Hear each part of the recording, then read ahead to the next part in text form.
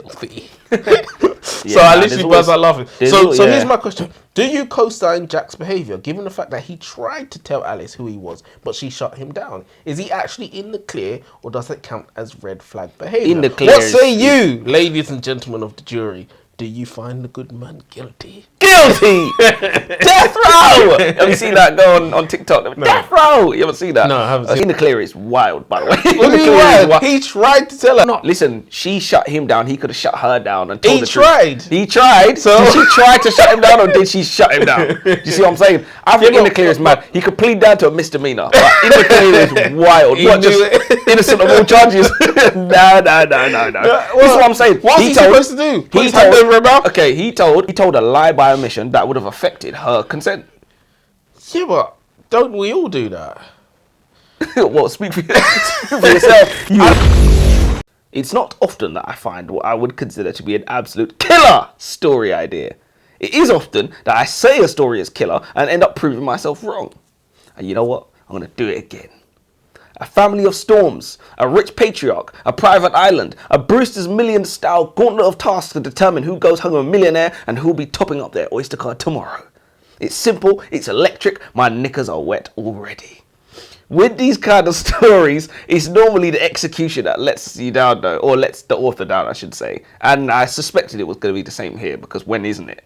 You know, we read The Paradise Problem, which was like a very similar premise. That was horrible. So do you think the execution let this book down? Absolutely. Pause this video right now. Go and read These Summer Storms by Sarah MacLean. And when you've read it, you can join us for the discussion. Or you can join us anyway, because we're going to tell you all about it. My name's Elijah. And I'm Joseph, and welcome to the Aisha Library. And welcome back. Yeah, I don't know if you want to say that. For a bit, but we're back. Hopefully. So yes. So what did you think of the book? What, is it okay? Was the book just okay then to you, in your opinion? It was okay. It was all right. I don't know if I wouldn't read it again. And the reason I say I wouldn't read it again is mainly, I would say, the ending. I wouldn't read it again. I'm probably good. I thought the ending was maybe better than a lot of other bits. Did it bore you? No, I wasn't bored. No. That's something to be said, because there wasn't any action. So surely that's something for you to commend the author on. I suppose. That's a good point. But no, I did say you're right. That pushes that up to 5 stars. Up to 5, 5 out of 5. Yeah, I thought it was I thought the book was okay. You know, it was refreshing to read something a little bit different. Not to say it was a complete original idea, but it was something a little bit different. And it's to write a story like this, you have to know what you're doing as an author. You have to be confident as an author, in fact, to write an actionless book. Not actionless, but there wasn't explosions. You can't use action as a crutch. Yeah, you can't use that as a crutch. Yeah. You can't do the Transformers guy. You can't do his thing. Yeah, exactly. I'm gonna go first, since I have much more than you. With pleasure, I have to admit that this author is bloody good. How am I locked into the story already? The story starts with our main character, Alice. She is travelling to her family island for the funeral preparations. Her father is dead, and we have been made aware to the fact that she did not have the best of relationships with her father. In fact, he had kicked her out of the family home and completely excluded her. Anyway, on her travels, she meets this random man, and she does the one thing that my parents always told me not to do. She decides to speak to the stranger. Anyway, after some back and forthing and some light flirting, I find myself wanting them to share a kiss and to go back to the hotel room together. And that is exactly what they did, which I commend the author on. Most romance stories that we've read on this channel do not involve the woman giving it up on the first night within the first hour of meeting the male squeeze. Maybe I'm starting to understand why she is such a disappointment to her father. What's more is that I have to say, the author has a way with words. Here's an example. The book reads, after she was sure he wouldn't wake up, she collected her clothing off the floor like they were unexploded munitions. Creative, descriptive, it's a masterclass in poetry. Is the author just trying to show off? Maybe. I completely Here's another one. By the way. Here's another one. Yeah, go on. A fat tear spilled down Alice's cheek. Liquid fire. Nobody actually writes like that, do they? I mean, for the first draft. It doesn't just come out on the page like that. No. I mean, short of William Shakespeare. Even him. No, it's not coming out on the page like that. Draft. Yeah. Lastly, I have a question, Joseph. Given the circumstances that the paparazzi were encroaching on Alice's personal space, was that a good enough excuse for Jack to react violently by punching the photographer? Was that justified, or was that a display of red flag toxic behaviour? That was a display of red flag toxic behaviour. But you know what's funny? Women like that. They love it. It plays very well with this genre. It's even more red flaggy that Alice said, yes, that's the man I want to shag. Absolutely. The man that cannot solve things linguistically but settles issues without hesitation. Absolutely. With his fists. It's very rare you see someone's problem solving explode like that out of them and think, yes, liquor's wet.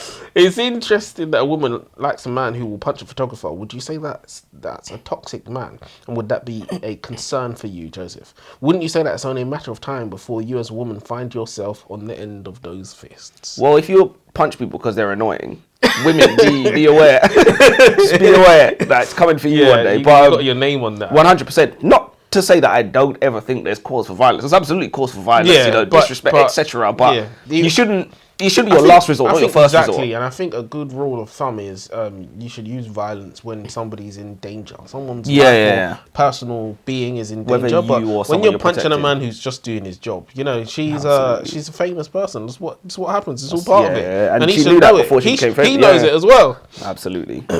So yeah, we don't condone that violence. That kind of nonsense. What is a male squeeze? squeeze without some red flags? Yeah, that's the whole point of it, isn't it? Yeah, what would you say if your girlfriend punched some girl out who said something to you or whatever? How do you react? Behave myself. Yes, ma'am. The same thing happened to me with my eye. This story seems like it works better as a feuding family story. Why is it a romance? Why is Sarah MacLean shoving a romance story into it? Does she think women need a man to be interesting? Can't this just be Alice Storm's story? That's not very feminist of her. I was like, I mean, we've read too many of them as it is, you know, feuding family stories. I like that point you made. That's a very good point, actually. But I still agree with the way she's done this, because I think a family feuding story would have been boring. It would take an extreme amount of skill to carry that without the romance. So yeah, you touched on a very, very, very, very good point, actually.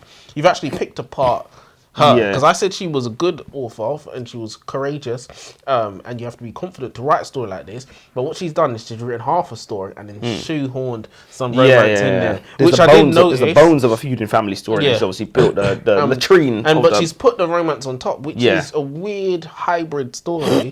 I mean, we see it a lot though, because romance is like the first thing you think, oh, what can I add to this story? Love story. It's the first thing probably that'll come to a lot of people's minds. Exactly. So as the story progresses, we realise that Alice's late father has organised a game for his surviving family members to play so that they can win their inheritance money. We aren't talking about a little bit of money either. Unless I'm mistaken, the figure was in the billions. The father designed the game so that the family could bond. So for example, Alice's brother had to keep silent for hours a day for the week. Alice's mother, Elizabeth, had to say something nice about the dad once a day. Alice's older sister Greta was tasked with breaking up her inappropriate secret boyfriend. She had been fucking her dad's private jet pilot for the last 10 years. 10 years. Well, Greta thought it was a secret, but in fact, everybody in the family knew, including her late father. Her father said, unless you break up with him, you won't get a penny of the inheritance. And what's more is that if any of the family fails in their task, then everybody forfeits the money. I actually liked the direction the story was going in, but I had a real issue with Greta's challenge. The stipulation was simply to break up with a boyfriend. And to me, that's way too easy. She could technically end it, collect the zeros, and then reconcile a week later. Basically, she could cheat the system. He should have made him kill him. Well, I'm not as extreme as that, but I had a solution. If the author really wanted to make the stakes feel authentic, the challenge should have required irreparable damage to the relationship. Something like letting herself get caught in bed with another man, or even something extreme like cutting off her boyfriend's finger and not being able to tell him why. And honestly, I don't know about you, but Lord knows I'd rather lose the finger than catch my girl in bed with another guy. One of those things you can come back from. The other one, not so much. Do you agree? Would you rather lose I don't think you can't come back from either one of them. You've lost the finger now. What are you talking about? Like they could sew it back on? Or no. I mean, you could be without it. You could move on from one of those things and repair a relationship. I don't know, man. I don't know. Who needs a pinky? I mean, it depends which finger. I can't lie, pinky is one of the most important. It's one of the most important fingers, so they say. No, to be fair, it is. But I think the thumb's a bit more important. Thumb is just a little bit. Indescribably more important. Indescribably. At least the 4 of them just for the thumb. You literally just see like this. At least you can thumbs up. I need to be able to do this. So what? You could come back from catching a girl in bed? No. I'm saying you can't go back from either one of those. But it's just like, I physically I'm whole though. At least physically I'm whole. Fair enough. So not the finger then. No, I don't know if I'd probably just be like, you know what? Yeah, but you could. Yeah, exactly. Keep her, bro. Yeah. Keep No, her. but yeah. True. So I'm not that bothered because if you can take my girl, then that was never my girl, so I didn't lose anything. Are we meant to root for Alice? Are we meant to see her as a brave hero who snitched on her father? Because I don't. If my daughter ratted me out to the cops, as our Lord Father, I would strike her.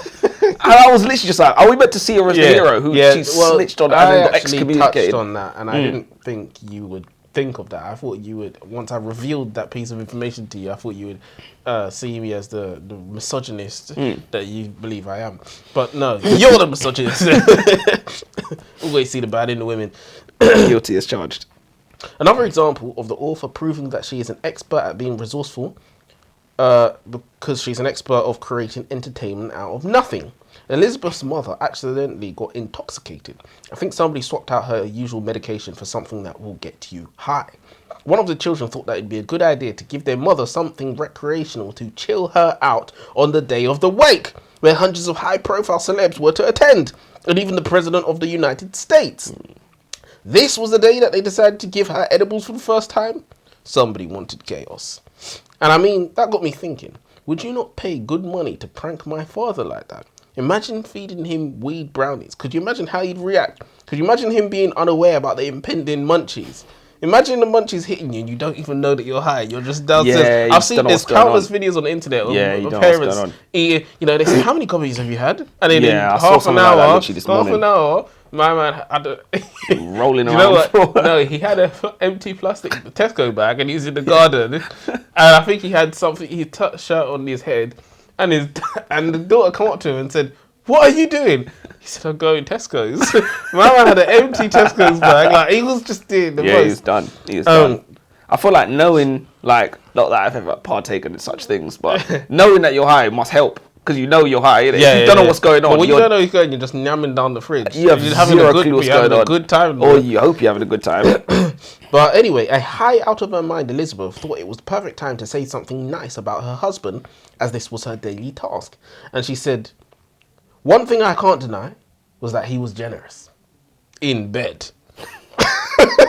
And I'm pretty sure somebody spat out their drink. Remember that. Unfortunately, that whole scene was such a missed opportunity because luckily for the family, Elizabeth had actually said that in the privacy of their home. If only she had said that on the centre stage in front of all the guests and the president, that would have been hilarious. No, it would have been. So why did the author not do that? Was that not just a tapping? Like, how can not? Yeah. Why would you not have her say that in front of everybody? The author can't chicken out. It's like they're fake characters. Do you know what exactly. I mean? And she basically did.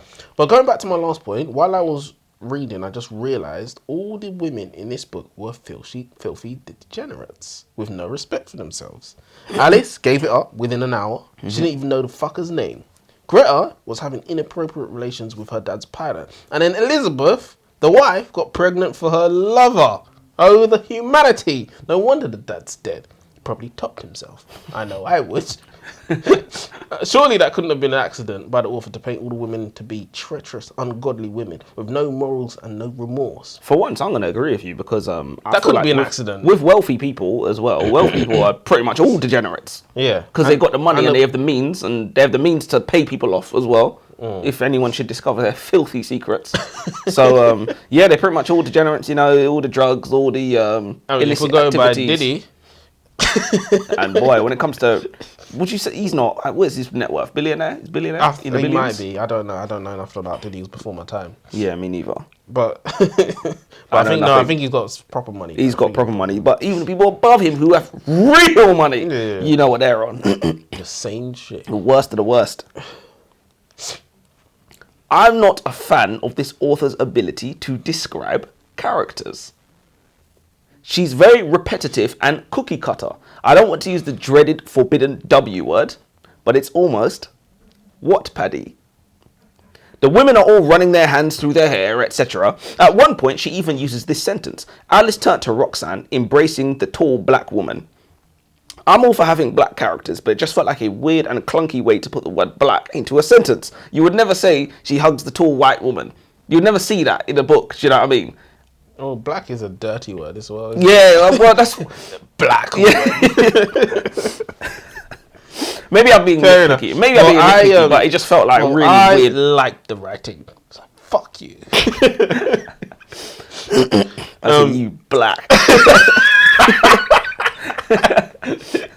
But that's how it felt. It felt like you needed to put that in there because it's a dirty word, which I'm not blaming the author for. I'm not blaming racism on her. But maybe you think it's a dirty word because it's you. You're the racist. You're the racist. I've never disputed that. Nothing wrong with that.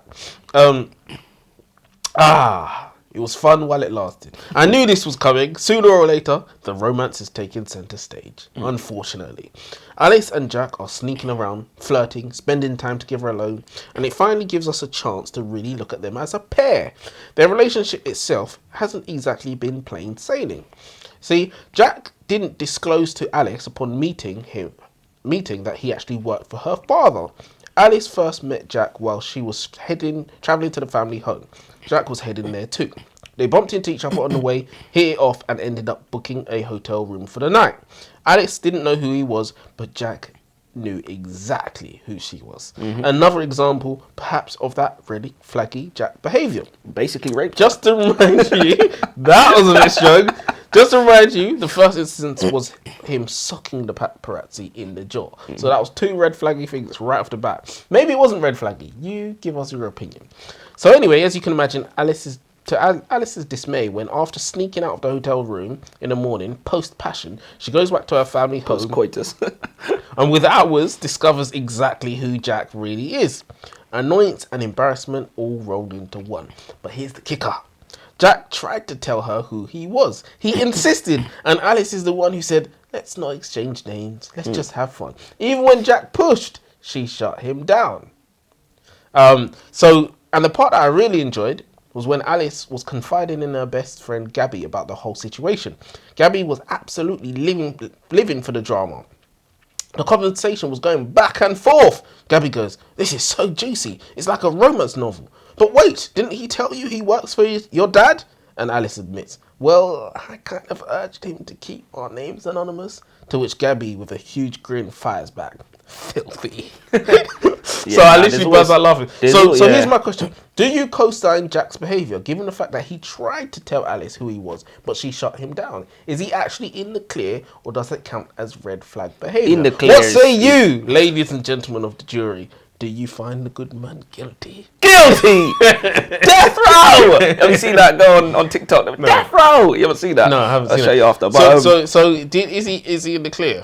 No, he's not in the clear. Is wild, by the way. What do you mean wild? He tried to tell her. No, but when she was like, no, I don't want. And he said, but I need. And she said, no. Do you want this cookie or not? Listen, she shut him down. He could have shut her down and told the tried. Truth. He tried. So did she try to shut him down, or did she shut him down? Do you see what I'm saying? I think in the clear is mad. He could plead down to a misdemeanor. But in the clear is wild. What, just innocent of all charges? No. This is what I'm saying. What's he supposed to do? Put his hand over her mouth? Okay, he told. You have to get consent from people to, and she said. You know what else you have to get consent for? He told a lie by omission that would have affected her consent. Yeah, but don't we all do that? What, speak for yourself? I don't know. Rapist. I don't know. I mean, we all have our secrets, don't we? Well, and if you tell your darkest secrets, well, it's no one's gonna want to have anything to do with listen, you. There's 4 billion women in this world. Yeah, could have slept with any one of them, except his boss's daughter. So wait, are we saying it wasn't two consenting adults? No, it was two No, it wasn't. You're right. It wasn't. Wait, what do you mean it wasn't? It wasn't informed consent. It wasn't informed consent. Wow. It wasn't informed consent. But at the same time, I don't think she's a victim of herself as much as she is of him, though. Because again, you should know who you're fucking sleeping with. Yeah. And he didn't hide want to know. anything. He didn't hide anything. He tried to tell her. He did try, which is why I force said. It down her that's throat. why I said. That's exactly what you're supposed to do.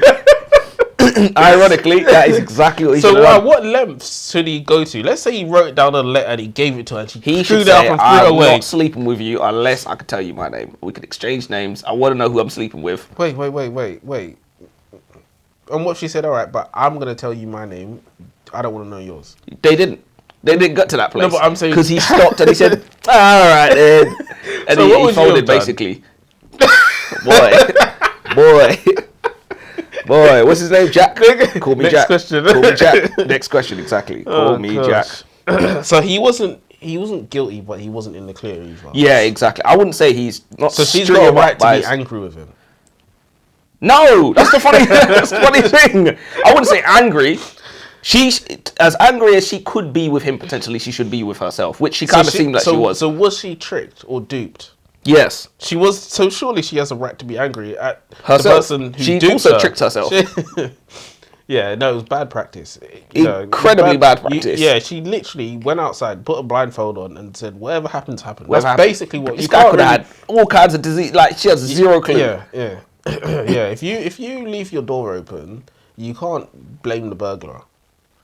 You can, but you should also blame yourself. Yeah, you can't. Yeah, exactly. Because the burglar shouldn't be burgling, obviously, but you should also not be leaving your door open. So there's two idiots here. There's one criminal and one idiot. You got one more? You don't? I've got two more. Oh, okay, that's fine. A lot of people who like this genre hate insta-love. Or so I've been told from reading online reviews from some popular romance novels. I don't think insta-attraction is a problem. No, definitely. Characters have an instantaneous spark of chemistry like we see in something like Leather and Lark, for example. But since this book is meant to be set over the course of a week, pretty much, it's wild how close Jack and Alice become so quickly. Even saying things like, we will be together forever. Forever! If a girl you met 5 days ago said, I want to be with you forever, how do you... Empty her bank account. Was it a Tinder swindler? Perfect. No, but yeah, no, I know what you mean, and it's not like their relationship was actually perfect. They had a lot of issues. You know? They met on an incredibly rocky foundation. To be honest, yeah. It was doomed. When you think about it. Yeah. But wait, it wasn't. It doesn't actually count as insta love, though, does it? Not in the way that we normally see it. No, it doesn't. She tried to like massage it in a little bit. No, not really. Look, even if she did, it's just like 5 days. Do you know what I mean? It's 5 days. I've never fallen in love with somebody over 5 days. Yeah, especially when she's coming off the back of a relationship as well. She's infamously, she's got trust issues. She's still pretending to her family that she's... Yeah, she's got trust issues. Yeah. Don't we all? Yeah. I have to admit, throughout the bulk of the book, something was bugging me. It was the fact that nobody, and I mean nobody, dies in a freak accident such as paragliding and has their death set up in such a manner that you have personally written letters for all of your loved ones. Nobody has elaborate games planned so that your loved ones can work together to get inheritance money. It was bugging me, and I wanted to say that it was completely unrealistic. But just like magic, the author fixed it, and towards the end of the book, it was revealed that the dad actually had a secret terminal illness. I can't understand for the life of me why this wasn't the case from the beginning. Why would the author choose to have us questioning the believability of the story? Yeah, it didn't need to be a secret. Yeah, exactly. In any case, like I mentioned before, the pace of the story started to die down as the romance took center stage. As I began to fall asleep, I had one eye open, trying to scope out where the plot was headed. Was the main squeeze Jack going to turn out to be a bastard son of Alice's father, making their steamy romance even better? I thought he was going to turn out to be the dad. I was like, mind blown. Making the steamy romance even better? Yeah. Come on, it's always better when you're not supposed to be doing it. Unfortunately, as we know, Jack didn't turn out to be related to Alice. But regardless, the author did not disappoint us. Griffin arrives at the funeral. Griffin is Alice's ex-fiancé. Recent ex-fiancé. So recent, I don't even think they'd been apart for more than 3 weeks. And it was entertaining to see how Alice and her new boyfriend Jack were to navigate Alice's ex-partner in close proximity. So I did like the direction the story went in, even if it did have some cheesy romantic lines of dialogue in the following chapters. The book reads, "Don't ever think you're ordinary. That man didn't deserve you. No amount of money is worth losing you."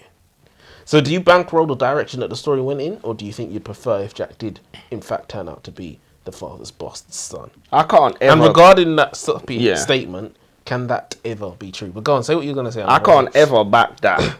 The whole long lost family member thing. I can never say yes. You should have gone in that direction. Yeah. Even if but just it can be done well, because it made the incest, the romance. No, 100%. But it's like, it can be done well. Like for example, in your execution, there can be probably you entertainment to could it. do that with in this story because Jack was like a close right hand man of this guy. 100%. And the mother was I having know boss. anybody who ever does that. I know that was not your idea. And that's just why it's just always going to be ruined. Slated in the reviews. As you should.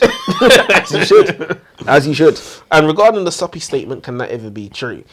No amount of money is worth losing you. No amount of money. No, I think that can be true. No amount of money. Realistically, I think for a sibling, for a child, not for a woman. Okay, you're talking about in the context of their relationship. Not their relationship, no, but anyone's relationship with their woman. I think practically, yes, because at the end of the day, no amount of money can actually replace them. So practically, that's a true statement. But that's not what it says. No amount of money is worth losing you.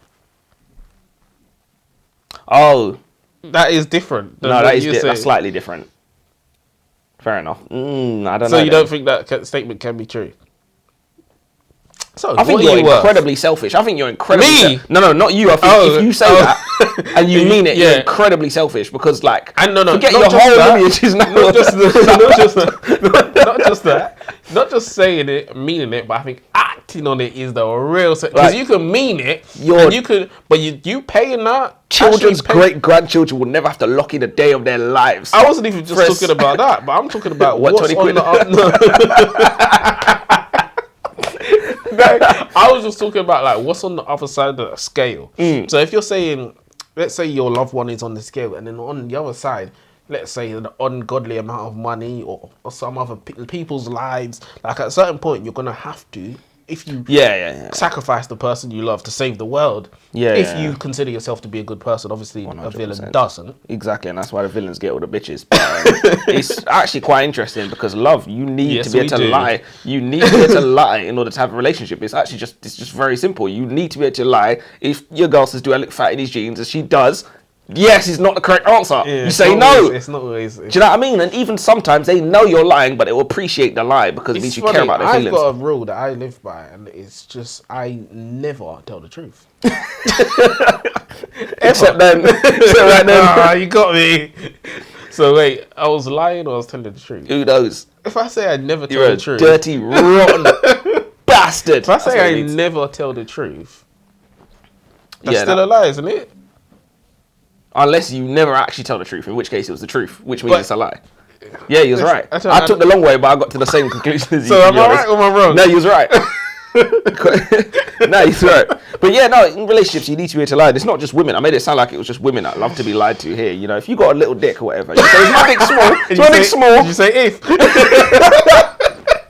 If a friend of mine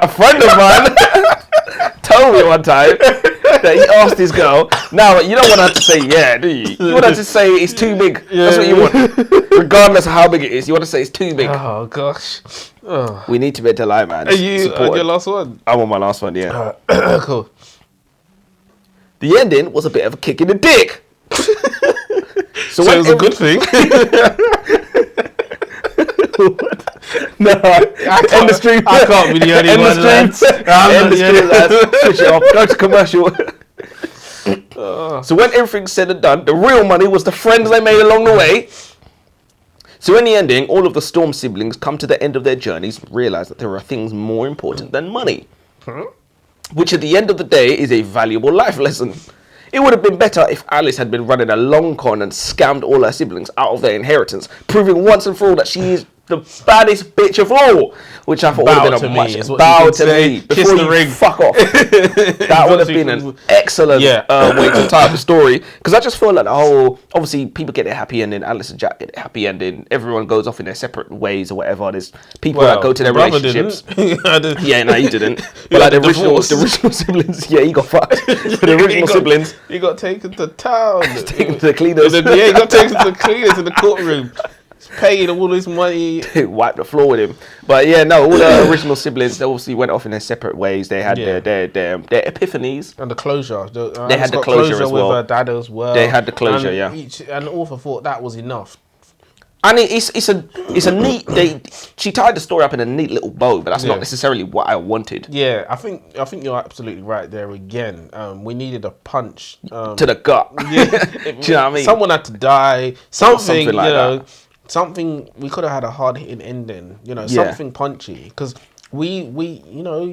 how do I say this? But we spent our time. It's got to be worth the squeeze. The juice has got to be worth the squeeze. Yeah. And with that ending, can you really say it was worth reading the book? Do you know what's funny about that saying? The juice is literally never ever worth the squeeze. Like never once ever has it been worth the squeeze. I've been making lemon curds recently. It can't be. It's never. In fact, you're the one who told me it couldn't be, which is why you blend and don't juice. Yeah. So 0 stars in summation. One thing that is probably undeniable, even by you, Joseph, is that we had more than a few characters who had depth and possibly even felt real. Alice, the main love interest, was actually different to most girls. She will speak the truth and do what's right in the face of peril to her own salvation. And that's something quite special, I suppose. She tore her family apart by whistleblowing on her father's company when he brushed gross misconduct under the carpet. I think there was some cheeky groping behind office blocks and it was kept hush-hush. The victim was paid off, but the CEO kept his job, much to Alice's dismay. She went public. Reading this back, it started to seem like a little red flaggy behaviour. That is huge red flaggy. But like it or not, those are the things that make characters three-dimensional. Yeah, for sure. Elizabeth, Greta and Alice's brother were another 3 strong characters. They all had their own struggles, which helped us get to know them on a personal... Was it Sam? I think it was Sam. Is it Sam? Yeah. Which helped us get to know them on a personal level. I mean, even going back to Alice with her insecurities regarding her self-worth. Her ex-fiancé of a number of years upped and left and notified her with a note.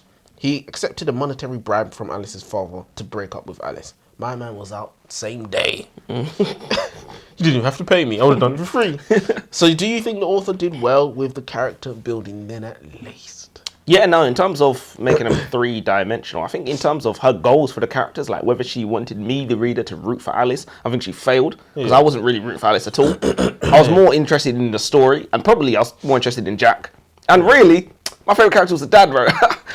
This is what I was going to say. So all the characters, Emily, who was the little sister, who was the boss, she wasn't really, involved in the story much. But a lot of the other characters, I mean, especially Greta, even Elizabeth, but especially Greta, how she really felt like she was outcasted by the family, even though she wasn't. And she had her little secret relationships, and we had the dad, not the dad, the brother who had his problems with his girl, and and he had to be a better father and that, and he wanted to be a better father. He was doing his best to get an inheritance because everything was going down the drain. We could really, I think the characters were not something special, but I think the author did well, at least. Yeah, she did a solid job. In that regards. In that regard, I think she did a solid job. So, what would you, if you're finished, are you finished? Yeah, I'm finished. Yeah, so, 2 questions. Okay. 1, what would you rate this book out of 5? And 2, would you recommend it? Do you know what? I would recommend it. To the right audience. To the right audience, because I feel like in terms of family feud stories, this is probably on the better end. Because remember, there's some we've read, specifically the Paradise Problem, which I was like, maybe not. Probably give it a low 3. I think a low 3 is fine. I think a low 3 is fine. I think 2's a bit harsh. 2's a bit harsh. 3's okay. If you said high 2 though, I would have been like, yeah, fair enough as well. I don't. See, I'm bringing in this new when thing. you see, but this is what I'm saying. Because a high 2 is still a 2. Yeah, but it's like. No, I understand that, but if you put that in the notes that it's a high 2, cool. Yeah. But when you say 2 stars, it's still 2 stars. Listen, I don't care. There's a £5 there and a £5 there, and that one has shit on it, and that was clean. They're worth the same. So wait, one of them got shit on it. Note with shit on it, you're not gonna take. I didn't say. Listen, we have a comprehensive problem here. When did I say that? I said if there's 2 of the same value, one has shit on it and one doesn't. So you want to say this? You wouldn't pick up both. If you could only take one. Which one are you taking? If they're the same value, it should be impossible for you to decide. I know what you're saying. I win. No, I know what you're saying. I know what you're saying. All right, cool. So you shit on money. Cool. I'm that rich, guys. So yeah. So I think low 3 is fine. Yeah. Would I recommend it? Yeah. Go fair for it. enough. Fair enough. What It's about you? okay. Would you recommend it? I wouldn't recommend it. It's no intermezzo. I mean, I'd rather read Intermezzo than this, to be fair. But Yeah. Wait. Sorry. You'd rather intermezzo? yeah. Oh, okay. Yeah. It's what the book form. I'm never doing that again. I'm never doing that again. Oh yeah. Remember even when you saw the book, you was like, "Why the fuck she done that?" Made no sense. Yeah. But yeah, I don't have a quote of the day. Sorry, I got one. I thought I had one. I got one for the next one. No. Unless I don't.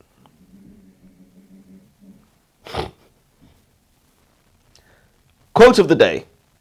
I would rather go 0 for 30 than 0 for 9. Because if you go 0 for 9, that means you stopped shooting. That means you lost confidence. Wait, you get over it? 30. I'd rather go 0 for 30 than 0 for 9. Because if you can go 0 for 9, that means you stopped shooting. That means you lost confidence. I don't know what you're talking about. Is this basketball? Yeah. So 9 is the shots and 0 is the goals. Or 0 is the goals. So he's saying whether he scores or not, he'd rather take 30 shots than 9 shots, basically. It's Kobe Bryant who said that, yeah. 30-0. Yeah, he said, I'd rather, in terms of your shots though, not 30-0, your shots. So let's say you take 2 shots and you score twice. Yeah. You're, 2 shots, 2 goals.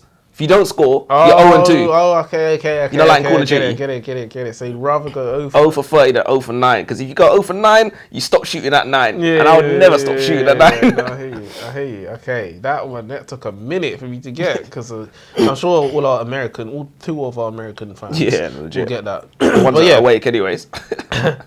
till next time. Till next time.